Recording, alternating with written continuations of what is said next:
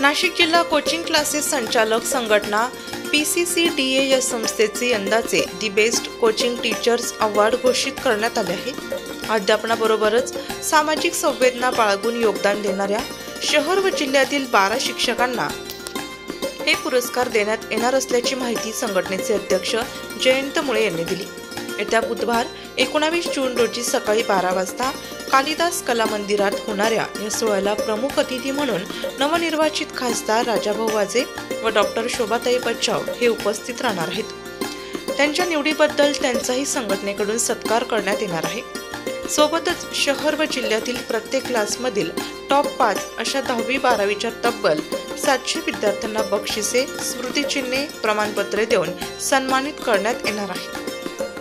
कार्यक्रमास प्रमुख पाहुणे म्हणून प्राध्यापक रमेश उपाध्ये, CA समीर तोतले, रोहित गोकानी उपस्थित राहतील।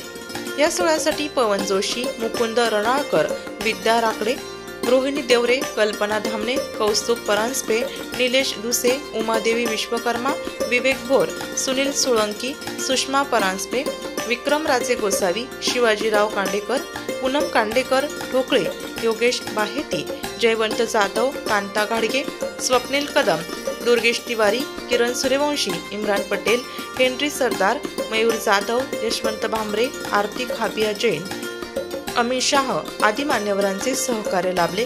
जिल्ह्यातील सर्व कोचिंग क्लासेस संचालक व शिक्षण प्रेमी नागरिकांनी या कार्यक्रमास उपस्थित राहावे असे आवाहन संघटनेच्या वतीने करण्यात आले आहे। नाशिक लोकशाही न्यूज ब्युरो रिपोर्ट, नाशिक।